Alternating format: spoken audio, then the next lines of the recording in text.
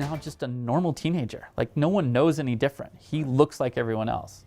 When Yakobo Mleha showed up at Shriners Children's Hospital, he was new to the country and new to Spokane. He and his family left Africa for opportunity and a chance to save Yakobo's lower leg. Good evening, everyone. Thank you for joining us here for Crime News at 6. I'm Whitney Ward. Welcome, everyone. I'm Mark Hanrahan. The decision changed Yakobo's life and put him on a path toward college and boxing. I recently met up with the Lewis and Clark Sr. to share his incredible story. It's good to have you back, Josh. Thank you. Through the years, Rick Welliver's watched plenty of aspiring boxers step into the ring of his downtown Spokane gym. They all have stories, few as compelling as Yakobo Mleha's. He's what's right about our country. He's what's right about the world. He's a good kid. Yakobo's new to the sport, but Welliver sees promise in his punching ability. One punch in particular. He's got a great jab. He's got a great jab. It's a natural punch for him. When you consider what he's been through, it's perhaps Yakobo's footwork that's even more impressive. When he was a young boy living in Tanzania, he broke his lower leg, and it was never properly treated. So you were a young kid when your leg was broken? Yeah, I was really young. And it was broken pretty bad? Yeah, it was really, really bad. It was like, I don't know, it was like a little S, kind of, like, that's the best I could describe it. So could you walk on it? I could, and I could run on it too. So, yeah, I could basically do like everything normal, but the leg was just messed up. Video from the motion analysis lab at Shriners Hospital shows how young Yakobo was walking when he arrived in Spokane.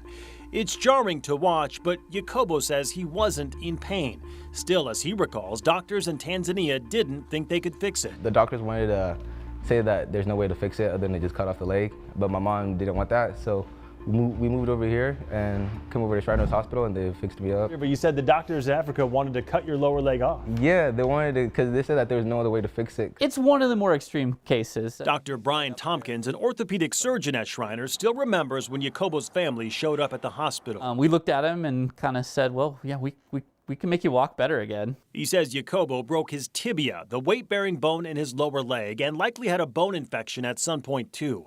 Because it never properly healed, he'd adapted and was walking on the non-weight-bearing bone in his lower leg, the fibula. Fixing his leg took several procedures. We basically put the two ends that weren't connected, get that to heal back together with the surgery, and then we had to lengthen the bone back out over time to make it the same size as the other side. The result is remarkable. Here's Yakobo back in the motion analysis lab after his final procedure. His leg is straight and he's able to run and change directions just like any other kid his age.